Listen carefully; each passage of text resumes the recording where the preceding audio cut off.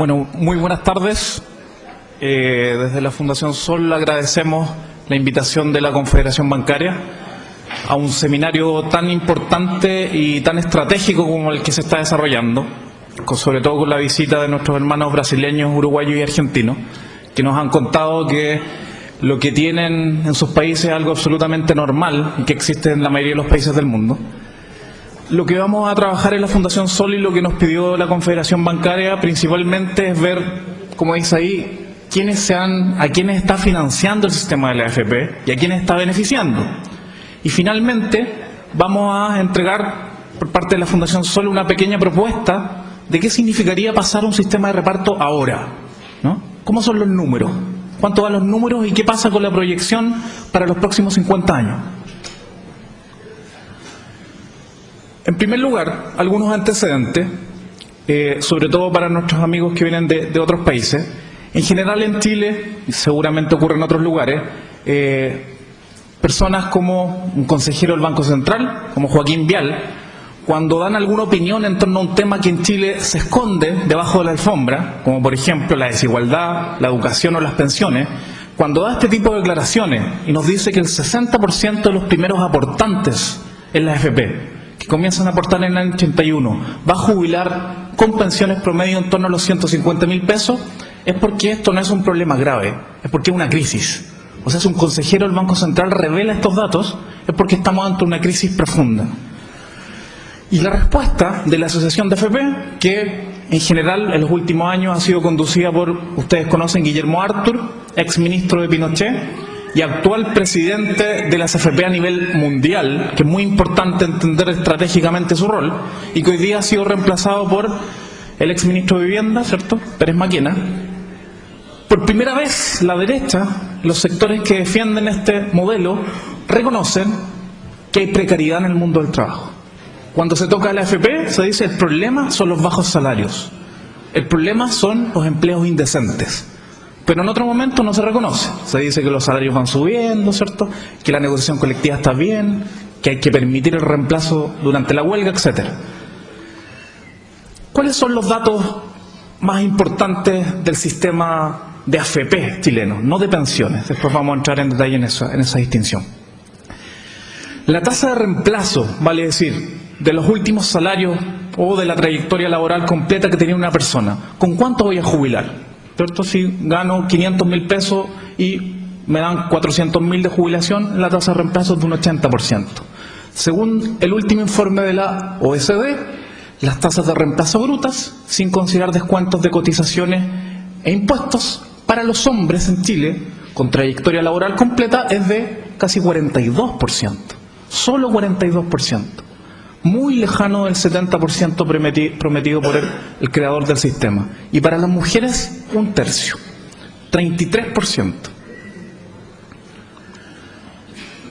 ¿Cuál es el monto de las pensiones pagadas actualmente? El sistema privado, AFP y compañías de seguro, está pagando al cierre del año 2013 un poquito más de 1 millón de pensiones. El monto promedio, 183.000 pesos. Si consideramos el aporte previsional solidario, esto sube 10.000 pesos aproximadamente, 195.000 pesos. Ahí están las distintas modalidades de pensiones, vejez, invalidez, viudez y orfandad. Pero si nos concentramos en la clásica pensión, la pensión de vejez y la que queda en las AFP, la del retiro programado, donde son cerca de 300.000 personas las pensionadas. Veamos los números. 90% de los pensionados vejez retiro programado reciben pensiones inferiores a 144.000 pesos. Hoy, 64-65% del salario mínimo. El 90% recibe una pensión inferior al 65% del salario mínimo, que ya es bajo, ¿no? Entonces, esto no es un problema, esto no es una situación que hay que arreglar con un aumento de la tasa de cotización, aumentar la edad de jubilación, sino que esta es una crisis que no tiene solución en el actual sistema. No tiene ninguna posibilidad matemática, política ni financiera actuarial. Esos son los pensionados hoy día. ¿Qué va a pasar con los pensionados en el futuro? Los pensionados en el futuro están en una situación peor que los pensionados presentes. Veamos los datos. Estos son los saldos de las cuentas individuales que van acumulando las personas que cotizan en la AFP, su 10%. ¿Qué pasa con las personas que están al borde de jubilar? Aquí están los tramos de edad, 55 a 60 años, 60 a 65 años. Fíjense que en promedio el 70% de los afiliados de las AFP han acumulado menos de 20 millones de pesos y están a puertas de jubilar. ¿Para cuánto alcanzan 20 millones de pesos? Entre 90 y 100 mil pesos aproximadamente. Entre 90 y 100 mil pesos, el 70% va a contar con una pensión autofinanciada inferior a 100 mil pesos aproximadamente. ¿Qué pasa con los que están al límite? 59 años para el caso de las mujeres. ¿Cuánto acumulan? 13 millones de pesos. ¿Para cuánto alcanza? 66 mil pesos. 66 mil pesos. Hombres de 64 años, disculpa Rayén, te puse un punto, de 64 años, acumulan en promedio casi 24 millones de pesos. ¿Para cuánto alcanza eso? 119 mil pesos, ¿no? Entonces estamos hablando de un desastre total, ¿no? Presente y futuro. Y pasado, exactamente. Eso ha significado que la distancia entre la edad legal de jubilación, sobre todo de las mujeres, y la edad efectiva de jubilación en Chile sea una de las más grandes, esa brecha, a nivel mundial y sobre todo en los países de la OECD. Fíjense que la edad legal de jubilación de las mujeres es 60 años, pero se tienen que jubilar a los 70,4 años. La edad legal de jubilación de los hombres es 65, pero se tienen que jubilar a los 69,4 años. Esta es la brecha más grande de todos los países que aparecen acá. Por tanto, es muy esperable que cuando uno realiza encuestas a las personas que están muy cerca de jubilar, encuentre resultados como estos. El 78% de los trabajadores chilenos está preocupado de contar con un trabajo después de jubilar. No está preocupado de disfrutar con sus nietos, ¿cierto? De poder a lo mejor participar en la vida política de manera más activa, de la propia jubilación, de poder viajar, ¿cierto? Sino de qué trabajo puede encontrar para llegar a fin de mes. Esa es la preocupación de casi el 80% de las personas que van a jubilar.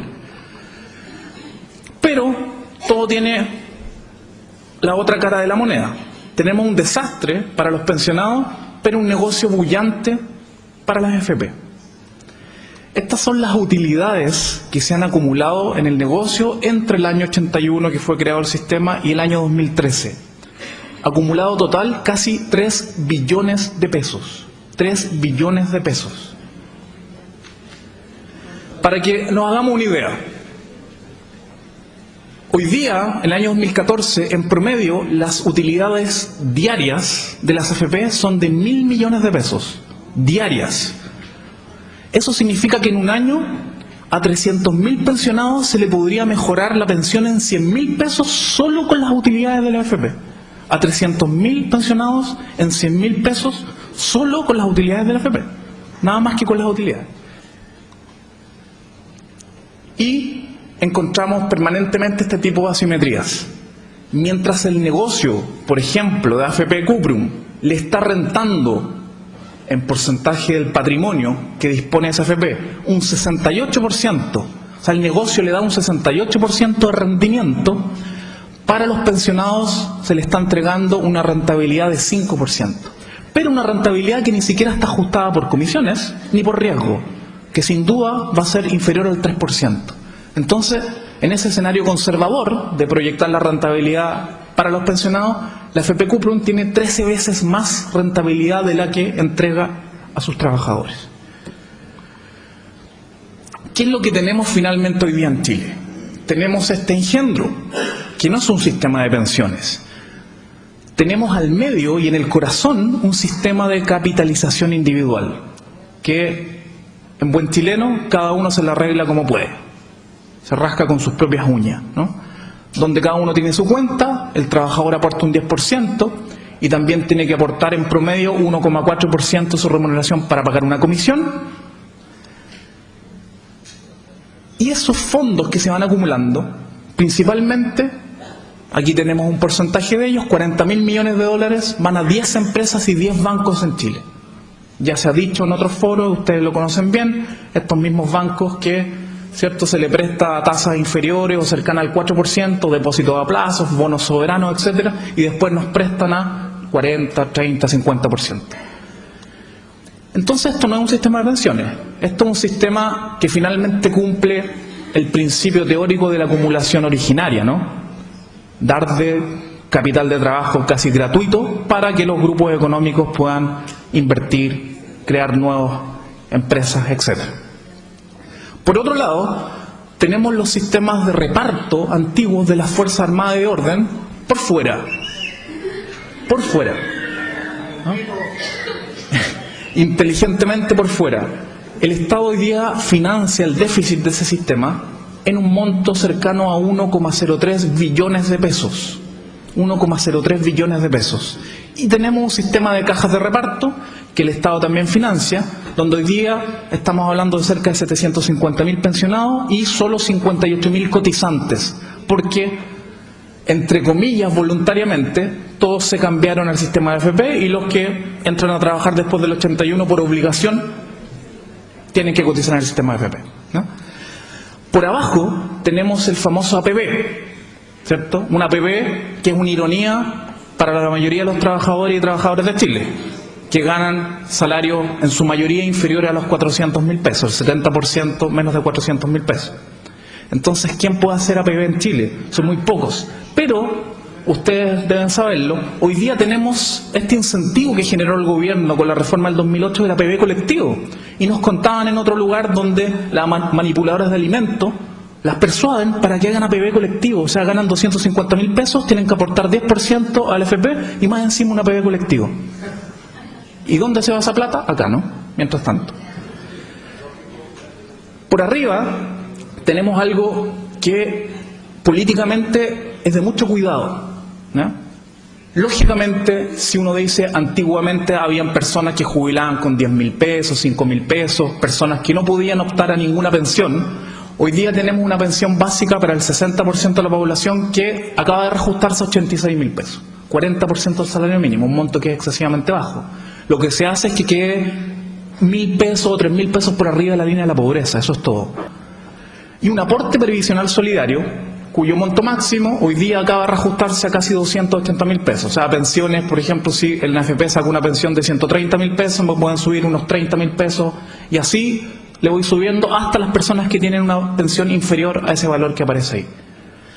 Este famoso pilar solidario, que algunas personas han atrevido a decir que Chile se está acercando al modelo mixto, lo que significa es una subcontratación de la solidaridad. Y eso es muy importante tenerlo presente. Así como la subcontratación del trabajo aumenta progresivamente, aquí hay una externalización de la solidaridad hacia el Estado. Y el Estado lo que está haciendo es cumplir el rol de aguantar la crisis del sistema privado, que es muy importante tenerlo presente. Pero eso no es todo, ¿no? Tenemos algo que poco se conoce. Tenemos un fondo de reserva de pensiones, 7.500 millones de dólares invertidos afuera, aparte de este mundo. Esto es plata del Estado para financiar potenciales aumentos futuros del pilar solidario. Plata invertida en Europa, en Estados Unidos, 7.500 millones de dólares. La reforma tributaria supuesta del año 2018, 7.500 millones de dólares, casi 8.200 millones de dólares. Y ese fondo de reserva de pensiones y este pilar solidario, ¿quién lo financia? El Estado. Pero hoy día el Estado, por las características del sistema tributario, somos nosotros, ¿no? No son los más ricos. Es un sistema tributario regresivo. Los trabajadores pagan el supuesto bienestar, que también es muy importante tenerlo presente. ¿Por qué Chile no tiene un sistema de pensiones basado en los principios de la seguridad social que los distintos expositores de la primera mesa también nos explicaron muy bien? Principalmente veamos los 10 clásicos principios de la seguridad social y cómo el actual sistema chileno los viola todos o los viola parcialmente. Esta sistematización proviene de los distintos convenios y recomendaciones de la OIT y del profesor Carmelo Mesa Lago, que ha estudiado bastante los sistemas de pensiones en distintos países del mundo por mucho tiempo. Primero, el principio de diálogo social, ¿no? No tengo mucho que explicar, se trata de un sistema legítimo el chileno. Entonces, la única manera de que se incorporara un sistema como el chileno era en dictadura. Segundo, cobertura universal. Una de las grandes falacias, los sistemas privados ayudan a que aumente la cobertura de cotizantes y pensionados. Fíjense en los datos. De la población económicamente activa, o la clásica fuerza de trabajo, el año 73, el 73% de la fuerza de trabajo cotizaba. El año 80, el 64%. Y hoy día, el 63,7%. El sistema privado no ha ayudado a aumentar la cobertura. Lo mismo pasa con los afiliados que cotizan, porque tenemos 9,5 millones de afiliados y solo un poquito más de 5 millones de cotizantes. 70,7% el año 90 eran los afiliados que cotizan y hoy día solo un 56%. O sea, los sistemas privados no ayudan a mejorar la cobertura y no fue incorporado bajo un proceso de diálogo social. Tercero, trato uniforme para todos los grupos sociales. Ya hablamos de las Fuerzas Armadas y de Orden. Viola ese principio. Cuarto, solidaridad social, ¿cierto? Externalizamos la solidaridad en el Estado y el sistema eje no tiene solidaridad. Por construcción, un sistema de capitalización individual no incorpora la solidaridad, porque ideológicamente no cree en ella. Quinto, equidad de género, y es uno de los temas más importantes. Ustedes conocen, sobre todo las mujeres que están presentes, que las desigualdades en el mundo del trabajo son enormes entre hombres y mujeres. Por hacer lo mismo ganan mucho menor que los hombres. Pero esta desigualdad se agudiza en el sistema previsional, porque existen tablas de mortalidad diferenciadas para las mujeres. Y eso es increíble. En un sistema solidario eso no puede existir. Sexto, suficiencia de las prestaciones, ya lo vimos. O sea, las pensiones que paga el sistema chileno no son pensiones decentes. No alcanzan para vivir, no se cumple el principio. Y los últimos 4 principios. Séptimo, eficiencia y gastos administrativos razonables. Se pensaba que el sistema privado es un sistema competitivo, donde como en otros países pueden haber 200 AFP, 400 AFP. En Chile 4 AFP, hay 6, y 4 tienen el 85% de los afiliados capturados, el 85% de los cotizantes y el 85% de los activos, que son 165.000 millones de dólares. Y los costos administrativos, en vez de disminuir, aumentan levemente en relación al año 81. 8. Participación social en la gestión. El año 2008 y los años anteriores se crearon los comités de usuarios para revisar el sistema, los consejos consultivos, pero eso no es nada, ¿no? En términos democráticos eso no es nada.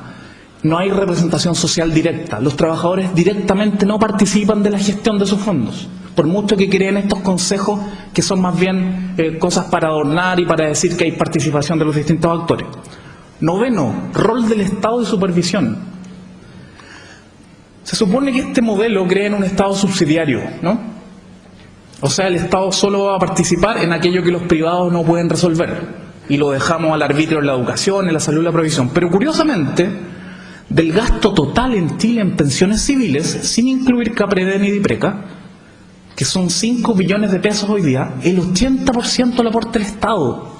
O sea, el sistema privado chileno funciona con lo que paga el Estado, con garantías mínimas de pensión, con bonos de reconocimiento, con aporte previsional solidario, etc. Entonces, el Estado subsidiario parece que no es tal, es cuando nos conviene, ¿no? Aquí el 80% de las pensiones civiles las paga el Estado.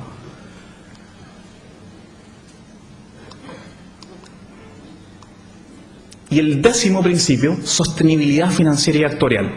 Se habló bastante de ello en el primer panel. Se dice, de manera falaz, que los sistemas de reparto están quebrados, que no son sostenibles financieramente en el largo plazo, porque la población va envejeciendo. Primero, los sistemas de reparto no pueden quebrar por construcción, ¿cierto? Es como que quebraran las Fuerzas Armadas. O las financio o no las financio, pero no pueden quebrar. Sistema de reparto, o lo financio, hay una voluntad política del gobierno, o no lo financio, que es distinto a que esté quebrado, ¿no? ¿Qué pasa con los recursos actualmente? Fíjense en este dato. Hoy, 2013, los ingresos del sistema privado de pensiones, más los aportes del fisco por bono de reconocimiento y los aportes solidarios, son de 6,57 billones de pesos. Eso es lo que ingresó el año 2013, por cotizaciones de los trabajadores principalmente, que son como 5 billones de pesos. ¿Cuántos son los gastos por pensiones en el mismo año? 2,52 billones. O sea, tenemos un excedente de 4 billones de pesos. 4 billones de pesos de excedente. ¿Dónde se va esa plata? Aquí hay un ejemplo. 10 bancos colonizando casi 28.000 millones de dólares.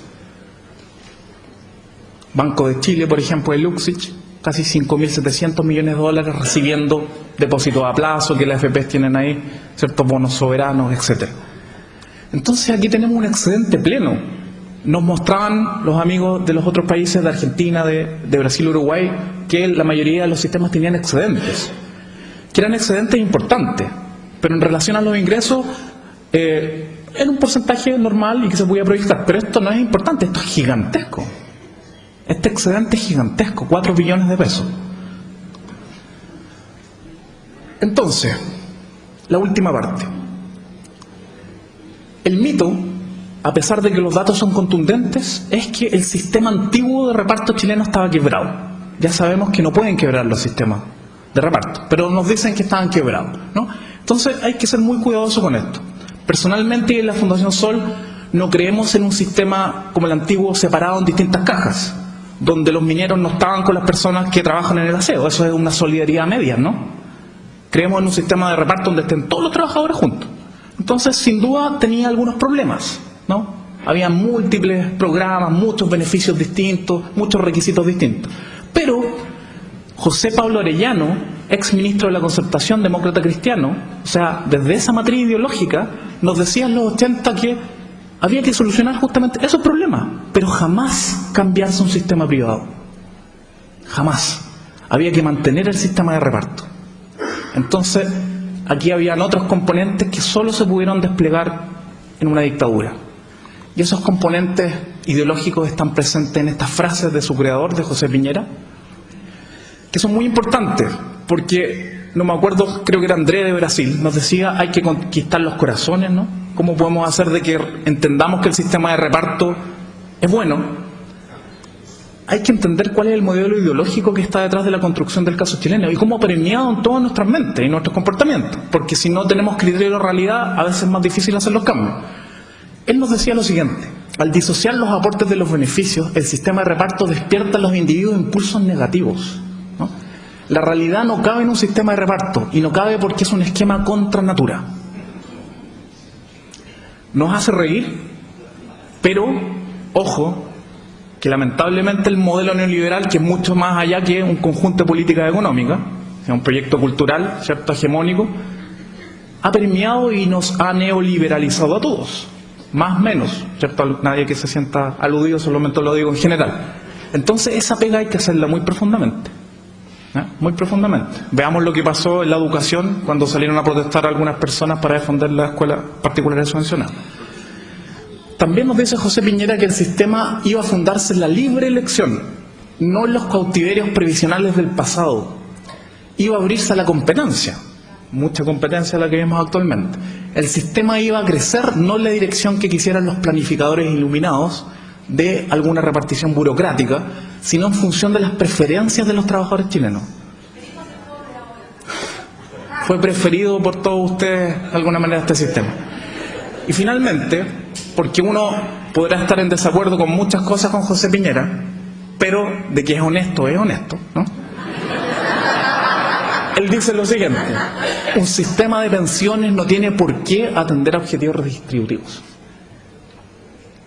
Para eso está el gasto social, no cualquiera, focalizado, ¿cierto? Siempre focalizado.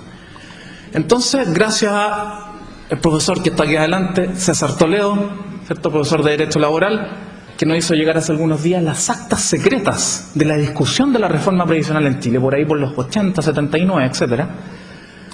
Uno de los pasajes en estas actas secretas que se han liberado hace poquito indican que el propio Pinochet nos decía, pero también he dicho que no estoy de acuerdo en el problema ese de que los capitales vayan a la parte privada, ¿no? En realidad no discrepo de ello, sino que me choca por estimar que los señores empresarios aún no están en capacidad para administrar 97 millones de dólares mensuales. Hasta él tenía alguna duda, ¿no? Ahora vamos.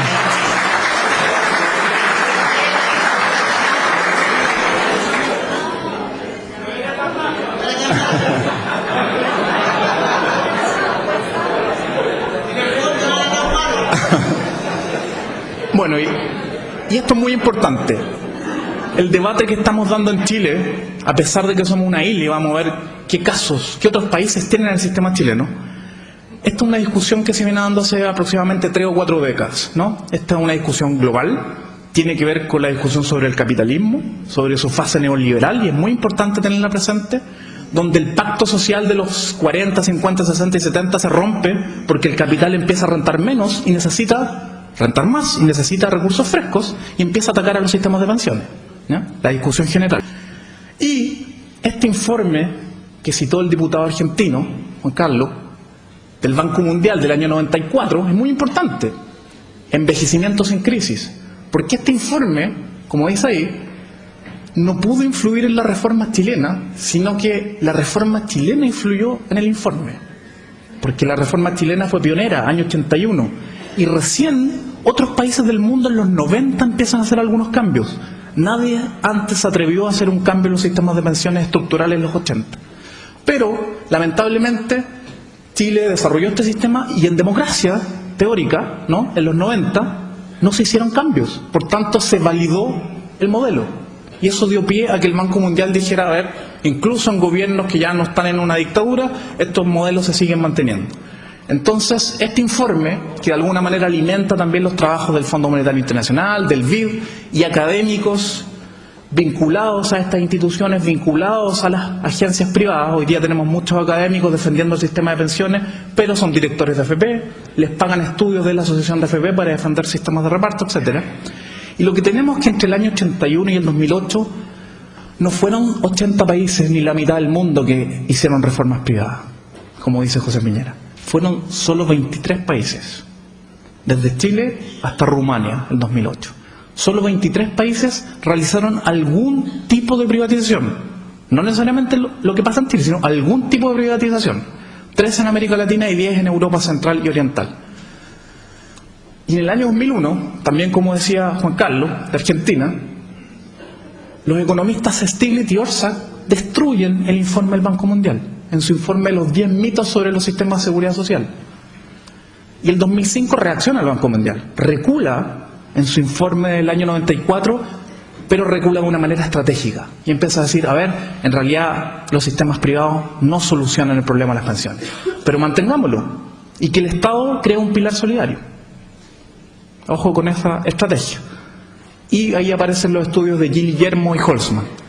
Y hoy día lo que tenemos es al Banco Mundial y al BID desarrollando sendos estudios, sendos informes que justamente alientan a los estados a crear esquemas de pensiones no contributivas, sin tocar a los esquemas contributivos. O sea, no me meto con el modelo, pero tengo que generar más cobertura, porque si no va a haber un problema importante con los adultos mayores, pero lo hacemos vía el Estado, vía impuestos, vía nosotros. Y hoy día tenemos un doble movimiento. Por un lado, en Europa hay un ataque sostenido a los sistemas de reparto. No porque estén quebrados, sino porque se necesita capital fresco para los grandes grupos económicos y porque se dejaron de pagar impuestos por parte de las personas más ricas. Entonces el sistema tiene menos ingresos que antes, eso es todo. Y al mismo tiempo hay reformas en América Latina y Europa Central y Oriental, Argentina, Hungría, Polonia, que empiezan a hacer que el sistema privado sea más pequeño, menos aporte al sistema privado, desaparición del sistema privado, pero lo que está siendo cubierto son los ataques a los sistemas europeos y las reformas no están siendo cubiertas obviamente por los medios de comunicación. Bueno, aquí tenemos un esquema de los distintos sistemas a nivel mundial que existen para las pensiones. Fundamentalmente tenemos un pilar obligatorio público que justamente puede ser universal, como en Nueva Zelanda. Para todos los adultos mayores les aseguramos una pensión importante, con un valor importante, independiente que no tenga recursos o sí tenga, por el hecho de ser ciudadano o ciudadana. Y están los sistemas sujetos a comprobación económica, como el chileno, pilar solidario para un grupo más pobre. El pilar 1, que es el obligatorio público, tiene sus distintas modalidades. La clásica es el beneficio definido. Aseguro una tasa de reemplazo, por ejemplo, del 70%. Eso está definido. La pensión que yo voy a obtener está definida. No hay incertidumbre en la pensión. En cambio, en el modelo chileno, que es de contribución definida, lo que está definido es el 10% de la tasa de cotización. Pero ninguno de ustedes tiene idea de cuál va a ser su jubilación a futuro. Y puede jubilar con 0 o con el valor que corresponde. Y después el Estado tendrá que incorporarse. Hay distintos esquemas que se han incorporado últimamente, pero en honor al tiempo vamos a pasar a esto. ¿Cuántos países en el mundo tienen el sistema chileno? En total, solo 36 países tienen un pilar privado, que no quiere decir que no tengan reparto, sino que tienen algún pilar privado. Solo 36 de 180 para los cuales existe información. O sea, el 20% de los países en el mundo, marginalmente, tienen algo de pilar privado. Pero la mayoría de ellos, incluidos los países de Europa Central y Oriental, el pilar privado es un complemento. Es como el caso uruguayo, ¿cierto? Pero quizás a mayor escala, donde aquí se ha privatizado un poquito más. Un complemento o opcional. Elijo el privado o el reparto. Pero es una opción. Hay esa libertad de elegir. ¿Dónde existe el caso chileno? 9 países en el mundo. Pero tampoco son estos países. No es Alemania, ¿cierto? No es Inglaterra ni Francia. Es Hong Kong, Kosovo, Australia, Israel, República Dominicana, Maldivas, Nigeria y Malawi, ¿no? Y aquí hay que hacer una salvedad, porque estos 9 no son iguales. Hay 5 que tienen una pensión universal, o universal para algunos estados del país, de los cuales Australia tiene una pensión para casi todos los adultos mayores de $1.000 para partir. Entonces no es lo mismo tener un sistema privatizado, que es un gran problema, pero con $1.000 fijos y asegurados, que el caso chileno. Entonces son grandes diferencias en ese sentido. Y lo último que queremos, si me alcanza el tiempo, no sé, 5 minutos puede ser, ¿sí? Lo último es mostrarles algo que en la Fundación Sol estamos trabajando, primariamente, es un modelo macro, o sea, general. Después vamos a pasar a otra fase de ir a los datos específicos con las bases de datos, que es un modelo de reparto para Chile. Ver si dan o dan los números, que no quiere decir que esté quebrado, sino con cuánto darían los números y si dan con números conservadores o hay que gastar mucho, etc. A muy grosso modo, ustedes saben que un sistema de reparto es generar ingresos para pagar los gastos de un sistema. Ingresos igual a gastos. Solidaridad intergeneracional, los activos, los trabajadores activos financian a los pasivos. Muy sencillo, ¿no? ¿Cómo sería este modelo? Este modelo lo que hace es sacar a las AFP del camino. Las tira hacia abajo. La AFP solo para el espacio de la APB, ¿no? Porque uno no puede vulnerar la existencia de una industria del seguro. Si alguien quiere cotizar más, tendrá la libertad de hacerlo, pero solo como APB, ¿no? Y el corazón, un sistema de reparto, donde la tasa de cotización sea la actual hoy día, que es más o menos 13%, si sumamos seguro, invalidez y sobrevivencia, más la comisión, es como el 13%, y que gradualmente, sin generar ningún impacto para ningún sector, vaya aumentando en los próximos años hasta llegar a un 18%, donde el empleador aporte lo que corresponde, y no violemos el convenio 102 de la OIT, que dice que el trabajador solo tiene que aportar como máximo el 50% de la contribución, nada más, ¿no? Más un aporte modesto del Estado, modesto. Hoy día tenemos un fondo de reserva de pensiones que aporta en torno a 0,5% del PIB cada año, ya hoy día. Entonces mantengamos ese esquema, empecemos con 0,6, vamos subiendo de 0,1 y lleguemos a un 2% en 2030, ¿no?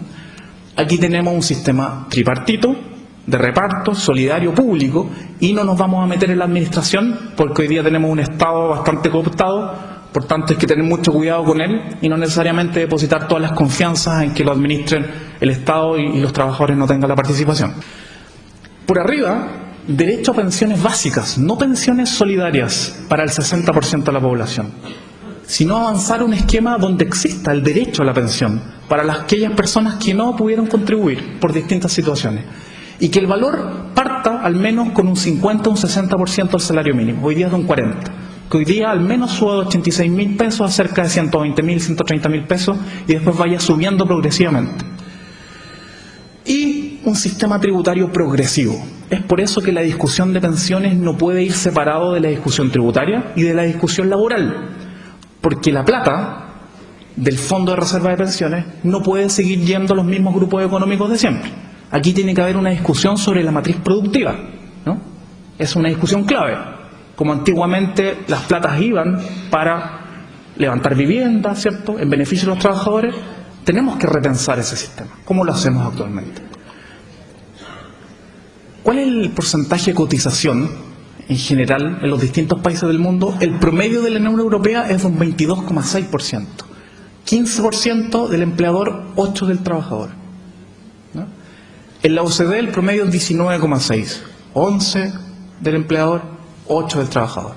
Aquí tenemos a Brasil, ¿cierto?, que el porcentaje del trabajador está entre 8 y 8%, como nos contó Andrés, y en total puede llegar a ser de 31%. Entonces, en distintos países del mundo el empleador coloca más del 50% y son tasas mucho mayores. ¿Cuál es la gran crítica? La gran crítica es que la población chilena está envejeciendo de manera considerable. Y eso no es mentira, ¿no? Esta es la pirámide de población del año 50. Estábamos llenos de niños menores de 10 años, 12 años principalmente. El año 2010 ya tenemos una pirámide un poquito distinta, ¿no? Una pirámide, y el 2065 vamos a tener esta pirámide. Pero esta pirámide, que se ve bastante distinta a la que está acá, es la misma pirámide más o menos que hoy día tiene Japón. Y Japón para nada es un sistema quebrado, ¿no? Ustedes lo conocen, tiene bastante excedente. Entonces, si bien está esta tendencia, Chile tiene un amplio bono demográfico que recién en el 2065 va a enfrentar alguna situación, lo que va a significar que cambiemos algunos parámetros, no el sistema. ¿Cómo son los números? Para terminar, y a grosso modo, este es un modelo que tiene varios supuestos, ¿cierto?, en relación al crecimiento del PIB, etcétera, pero nosotros proyectamos una tasa de crecimiento de las pensiones pagadas en el sistema de 2,2% cada año, que triplica el aumento de los cotizantes. O sea, asumimos el envejecimiento de la población. El aumento de pensiones pagadas triplica a las cotizaciones. ¿Qué pasa? Que hoy día, 2015, se pagarían 1.115.000 pensiones y en 2065 el triple. Pero entregando un 70% de tasa de reemplazo, los números dan perfectamente. Con 70% de tasa de reemplazo, estos son los gastos del sistema, incluyendo gastos de administración del sistema. Este es el gasto como porcentaje del PIB, que llega a un 8,6% al 2065, y esta es la relación entre cotizante y pensionado. Hoy día tenemos 5 cotizantes por un pensionado, y en el 2065 vamos a tener 2,6 cotizantes por cada pensionado. Un número que es bastante alto, aún en el 2065. Un bono demográfico que se extiende entre el 2015 y el 2050 aproximadamente. ¿Cuál es el gasto total que enfrentaría el Estado? Por el fondo de reserva sabemos que como máximo llegaría a 2%. Por el pilar solidario, que hoy día sería un derecho a la pensión, llegaría a un 2,43%. Las Fuerzas Armadas de Orden, suponiendo que no cambiáramos ello, hay que cambiarlo, pero manteniendo el esquema de gasto, solo para ver el gasto, 1%. Y el gasto en el sistema antiguo va bajando considerablemente. El año 2065 solo vamos a tener 2.000 pensionados. Gasto total público, 5,4 el 2065, 5,4, hoy día 3,3. El sistema, cambiarse un sistema de reparto significa para el Estado chileno gastar menos de lo que gasta hoy día con la AFP. Porque hoy día se gasta casi 4 puntos del PIB para subsidiar a la AFP. Y cambiándonos al sistema de reparto con una tasa de reemplazo del 70%, significa bajar a 3,3. O sea, quedaría liberada plata incluso para temas educacionales, por ejemplo. Y llegamos a 5,4. 5,4 es mucho o poco. Esto es lo que sucede hoy día. En promedio en la OCDE, hoy, el gasto público promedio es 7,8. O sea, esta propuesta general y macro no genera ningún problema para el Estado en los próximos años. Finalmente, independiente de los cálculos de los modelos que son importantes para la pelea, acá hay un tema central. Esto se trata de una decisión política, ¿no?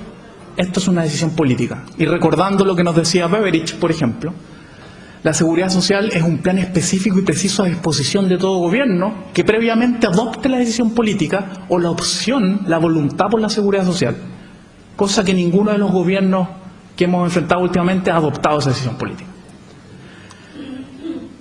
Después nos concentraremos en el problema administrativo y de ejecución, como el modelo, para que calcen los números, hay que hacerlo muy responsablemente para que no tengamos problemas, pero primero hay una decisión política que hoy día no está de parte de las autoridades, sí está acá, ¿no? Pero no está de parte de las autoridades. ¿Y por qué no está? Hay varios elementos. Cuando nosotros en la Fundación Sol hemos revisado a las personas que han sido directores de la AFP, quieren ser directores de la AFP, o son directores de la AFP, nos encontramos con un contundente, ¿cierto?, set de personas que pertenecen no solo a la UDI, que es natural, ¿no?, o exministros de la dictadura, que es natural, sino muchos exministros, subsecretarios, superintendentes, funcionarios públicos de los distintos partidos de la exconcertación o de la nueva mayoría. Y de verdad, no son 3 o 4 personas, sino que es un número importante. Por tanto, se trata de un problema mayúsculo, ¿no? No es cualquier cosa. Y finalmente, recordar esto. José Piñera nos decía, el tema de las pensiones es la madre de todas las batallas, porque no solo se juegan las pensiones, sino que se juega el modelo, se juega, ¿cierto?, la apreciación que tenemos del sistema capitalista, por ejemplo. Y en ese sentido no parece extraño que una vez que todos pudimos ver el programa En la Mira de Chilevisión, AFP El Desnudo, al otro día fuera bajado íntegramente y todas sus notas, ¿cierto? Afortunadamente las redes sociales a través del Vimeo lo han subido, ¿no? Pero lo importante es constatar que este es un problema mayúsculo y por eso este seminario, en nuestra opinión, es tan importante, porque la masa crítica es fundamental. Muchas gracias.